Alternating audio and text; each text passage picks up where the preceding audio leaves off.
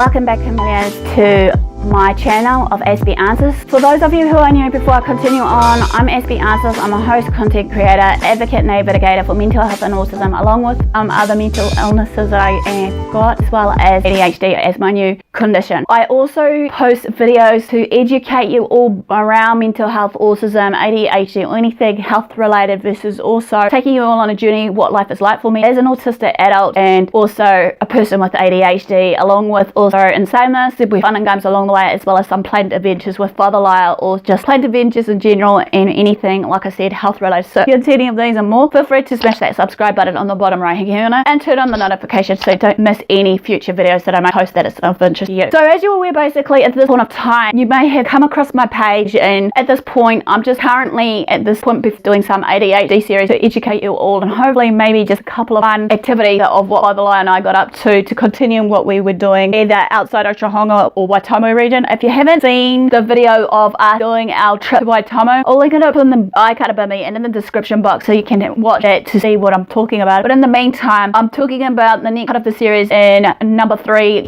video of the 30, hopefully broken down, is all about ADHD of the 7 types. This one will cover more briefly, according to Dr. Daniel Arman, about how he came across the 7 different types of ADD, ADHD especially, and the treatments and so on and so forth. Along with this, also just as a brief recap, if you haven't seen part 1 of this one that covers the 7 types of the autism, of that overview that Daniel Arman did, is it's not usually, as they reckon, for ADHD as well as autism, a simple condition or a single condition in itself, because obviously it overlaps with autism, and autism again will overlap with ADHD and some other conditions, so on and so forth. And that in saying this, despite it not being simple, and that based on his research alone, however, that his findings with the research of it, these 7 different treatment types and plans that you can put into place for these different type of ADHD, ADD, in his opinion and research that he done. And saying this, also based on this, also that he's a good man in his work with the neuroscience of the brain, how it works for the ADHD, especially in the last 10 years or decade doing the research. It could be more than a decade now that he's been going around doing the research for people with ADHD and the different treatment. And also in saying this, I have mentioned briefly what a spec scan is and all the illustration, but again, all that information for that part 1 will be up above me and in the description box. Before you continue, I may suggest to watch that video so you can understand it, but now be easy on you guys if you don't want to. I'll clearly share it with you right now. It has been shown by Dr. Arman's studies, though, however, when the type of ADHD is treated properly, the treatments in itself basically are effective for people that are diagnosed with ADHD, so to speak. You've got to remember, ADHD is not a one size fits all, similar to your autism or your mental illness or everything, because everyone will vary from person to person based on the symptoms, the traits, the characteristics that are leading up to these diagnoses that you're being diagnosed with, so on and so forth. And saying this also, as we know that basically Dr. Arman, or you don't know, has studied ADHD, as I said, more than 2 decades. ADHD affects, as a statistic, basically 5 to 10% of the population. And I obviously have got here for you guys types of ADHD. Dr. Arman research is found in a book that he created, of his best-selling book, Healing ADD, the breakthrough program that allows you to see and heal the 7 types of ADHD that you've been diagnosed with, which again, all this information will be listed in the description box below you so that you can check it out for yourself, because I'm hoping that with this I'm sharing today, even though I can't fit it all in one video, you can do your own research and understanding. Hopefully I'm just going to try and do it as best as I can. So I'm going to quickly say that what his book covers how ADHD impacts many areas of the brain, and then 3 neurotransmitters: dopamine, serotonin, and GABA. Okay, I'll have an illustration about the brain with the neurotransmitters and hopefully with the functions, but I'll try and be as short and brief with this. The affected areas as illustrated of the brain for years are the prefrontal cortex and the cerebellum, which controls the executive functions of concentration, the attention span, judgment, organization, planning, and the impulsive control. The anterior cingulate, which helps the brain shift gears. Again, imagine a car, you're doing one gear to another, basically, and it will detect basically errors. And obviously for sometimes with gears, because it will be stuck in between certain things, be stuck in action. Temporal lobes involves memory, learning, emotional reactions, mood stability, and visual processing. Basal ganglia, however, are the largest structure and the deepest in your brain that helps produce the neurotransmitter dopamine and the limbic system, which sets the emotional tone and bonding for this. Now the 7 types of ADD, ADHD, along with the proposals for the treatments for each of these 7 types as illustrated by Dr. Armin. The type 1 is your classic ADD, ADHD. This is evident in early life and may refer more over towards ADHD as a classic term that we are usually used to using today. It's got the classic hyperactivity element or component, but it's not always present in the person, okay? Because obviously the classic characteristic in this one are shown in the last video as inattentive, distractible, disorganized, restless, and impulsive. But cause, obviously, hopefully, we'll have diagram for each of these 7 types also for you to gain a better understanding.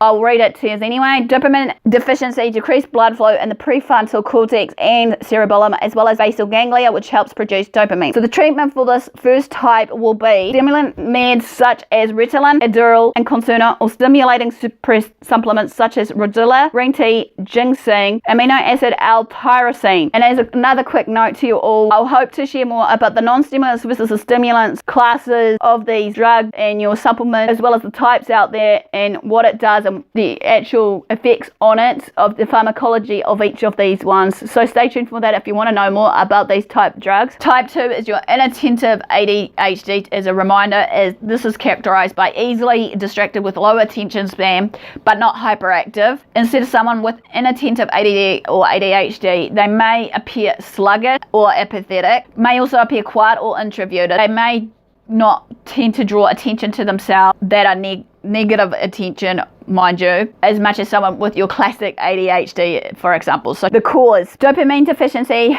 low activity in the prefrontal cortex. The treatment, however, stimulant meds such as your Adderall again, or stimulating supplements such as amino acid L-tyrosine, your increased protein, low carb diet, and exercise. Type 3 is your over-focused ADHD or ADD. And if you're wondering what this abbreviative term, I have clearly shared what ADD is and the definition of it and so on and so forth, which I'll link in the archive and in the description box below me, and hopefully in saying this, it'll be in the playlist somewhere too to find it. But if you want to know what it is, it's attention deficit disorder for short, or the shorter abbreviated term as it comes down to get excessive worrying. They're argumentative and compulsive. They often get locked in a spiral of negative thought. People with overfocused ADD may have difficulty shifting their attention perseveration, which is being stuck on a given topic and not being able to get off that given topic. Again, they're not being able to shift gears to remove themselves off that topic to something different, to include the actual recipient in that part of the conversation to engage in together. You may be seeing right now as I'm sharing this again in the overlap of autism and ADHD while I'm sharing this to you all based on this type especially. This also can be found in substance users, abusers, or children and grandchildren of alcoholics. So type 4 is listed as your temporal lobe ADD. This is classic ADD plus the temper, quick temper and rage, periods of panic and fear,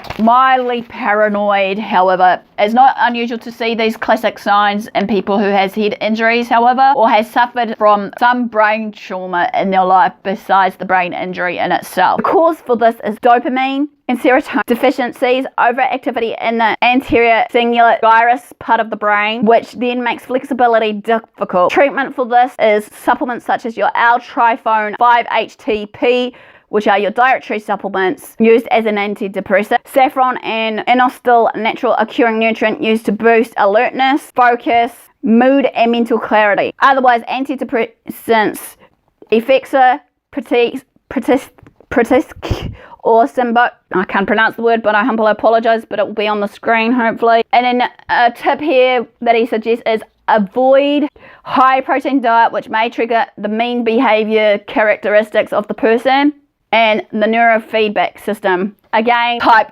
5, Limbic ADD. This is characterized by moodiness, low energy, may be socially isolated in themselves, may have low-grade chronic depression, frequent feelings of hopelessness. This is involved in the prefrontal cortex of the brain, obviously, because obviously it works overdrive well, it's not in an overdrive state, it's an underactive drive when it comes down to us concentrating, and then the deep limbic area of the brain controls our emotions of either being happy or sad, as an example, will then become overactive. Based on what I just shared with you, it may be sounding similar to the signs of depression. So don't get this confused with depression, however, because it's important to have someone that really knows what they're talking about here and can differentiate between the two of depression and this type of ADD. It looks down into the developmental history of the individual combined with the brain scan that will help to differentiate between the two, as I classically mentioned earlier about the SCAT scan. The cause: abnormalities in the temporal lobe, decreased activity in the prefrontal cortex. The treatment,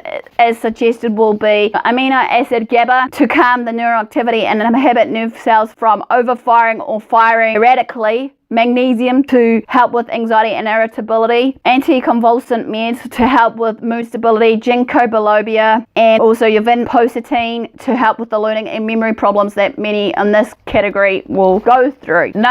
Number 6, or the type 6 of ADD, is the ring of fire. This is characterized as being angry, aggressive, sensitive to noise, light touch, blows, are often inflexible. They may experience periods of mean, unpredictable behaviors and grandiose thinking. In general, this is all about basically the high overactivity in our brain. Again, if you have this type of ADD, you may feel overwhelmed, your thoughts and emotions, and this type will be closely related to a diagnosis of bipolar disorder. Main difference between the two, though, to gain that understanding, will be that the ring of ADD is more of a constant condition, and with the bipolar condition that you may have, it will be more cyclical. You may notice again a crossover of the ring of fire ADD and autism in terms of being really sensitive to light, sound and touch, and so on and so forth of the classic senses. Next one on the list, number 6, is your ring of fire ADD, or as it's classed as ADD plus. Cause: a ring of hyperactivity around the brain. The entire brain is overactive again, with too much activity across the cerebral cortex and other areas of your brain. Treatment: stimulants alone may make symptoms worse. Begin with an elimination diet as a tip here. If allergy is suspected, neurotransmitters GABA and serotonin are boosted through supplements such as GABA, 5-HTP, L-tyrosine, and medications, beginning with the anticonvulsants again. The type 7, last but not least, is your anxious ADD. This is characterized as being anxious, hence type or characteristic, what have you. So I was saying this, you could be tense, nervous, predicting the worst outcome of any given situation that you are in, getting anxious with the timed test that you're doing in an exam, or if you're doing something that is a timely manner at work that you have to do in a deadline structure. May go through highs and lows of social anxiety, may often have physical stress symptoms such as your headache, earaches, gastrointestinal issues. The digestive system will have problems digesting food, or just really ill to the stomach that it's tight and not. And obviously this type will maybe also be conflict avoidant. Blood pressure drugs, guanosine and clonidine, which comes to your overall hyperactivity. Last but not least is number 7, anxious ADD. The cause of this is high activity in the basal ganglia, opposite most type of ADD where there's low activity in the brain. Treatment for this is promote relaxation, increase dopamine and GABA levels. Stimulants taken alone make patients more anxious, however, just to bear in mind as for a safety precaution. Begin with a range of calming supplements such as your L-theanine, Lala, magnesium, and holy basil. Tricyclic antidepressants, imipramine and desipramine to lower the anxiety, depending on the person, however, BMI. So you're going to have to be a trial and error to test this theory out for yourself. Neurofeedback, again, to decrease the symptoms of that anxiety that's going on, especially to calm the frontal cortex that is always the one on the go. So again, for more information about Dr. Amen and his work, reference of his book is in the description below, and in the article from the Attitude magazine that I done my research will also be below. If you want to learn more about it, again, I suggest click above the very first video to gain a better understanding from these 7 different types, what they are and the causes. But again, since this was a little bit more touch and brief, basically it's there. So before I go, hopefully again there should be a playlist, give you guys a follow on about either an autism help central playlist or an ADHD help central playlist or so, as well as maybe just the previous video as mentioned, to make it quick and snazzy for you guys for easy access based on this. Thanks for watching, and until you see me in the next video,